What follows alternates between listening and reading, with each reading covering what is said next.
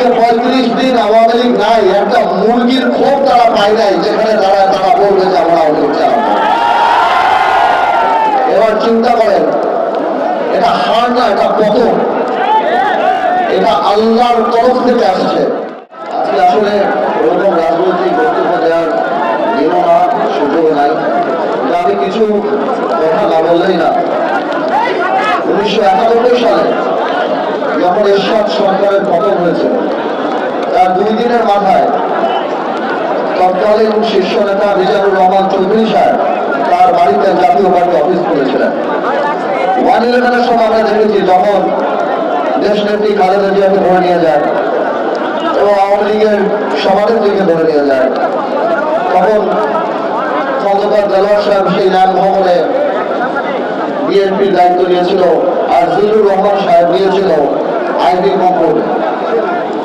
আজকে একবার কল্পনা করে দেখুন, আজকে 35 দিন আওয়ামী লীগ নাই, একটা মুরগির খোপ তারা পায় নাই যেখানে তারা বলবে যে আমরা আওয়ামী লীগ চালাবো।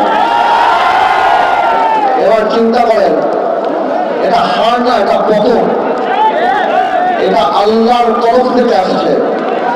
আমার এখানে অনেক ভাইদের বক্তব্য আমি শুনলাম, তারা বলছেন যে আমরা বিচার চাই। ভাইয়েরা আমার, আমি বলবো বিচার শুধু আরম্ভ হয়েছে ইনশাআল্লাহ। এই বিচার এমন ভাবে হবে যে বাংলাদেশে আওয়ামী লীগকে সবাই মীর জাফর লীগ হিসাবে জানবে আগামী 100 বছর। আওয়ামী লীগ একটা রাজনৈতিক দলের অস্তিত্ব হারিয়ে ফেলেছে। এই আওয়ামী লীগের 71 সালে যে অবস্থান ছিল, আজকে আওয়ামী লীগ যে ক্যারেক্টার, যে চারিত্রিক বৈশিষ্ট্য চলে আসছে, আওয়ামী লীগ কোন মানুষের দল হতে পারে না। আজকে ভাইয়েরা বোনেরা, আজকে আপনারা এই ছাত্র বৈষম্য আন্দোলনে ছাত্র জনতার যে আন্দোলন দেখছেন, এই আন্দোলন 17 বছর মানুষের পুঞ্জীভূত ক্ষোভ।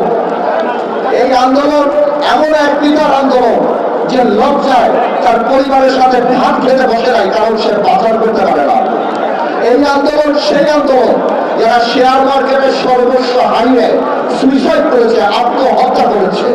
এই আন্দোলন সেই আন্দোলন যখন মানুষ বাজারে যাওয়া বন্ধ করে দিয়েছে, বলতো বাজারে গেলে আমরা লজ্জা পাই।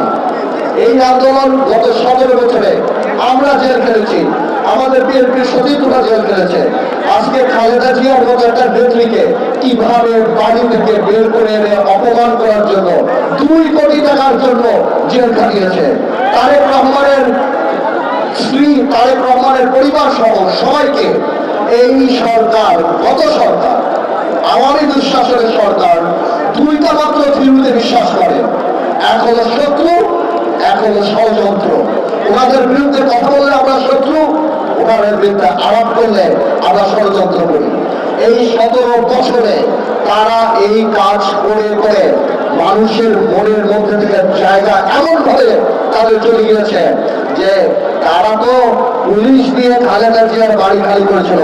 আজকে বাংলাদেশের জনগণ সেই গণভবনকে তাদের কবরের ভবন বানিয়ে দিয়েছে। আমি আর বেশি বলবো না, আমি শুধু এতটুকুই বলবো,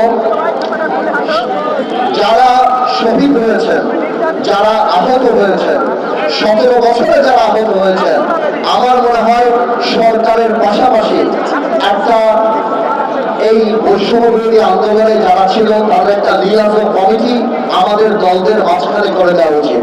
মাঝখানে আমরা অনেককে সাহায্য করতে চাই, কিন্তু আমরা পারি না, আমরা যোগাযোগ ব্যবস্থা স্থাপন করতে পারি না।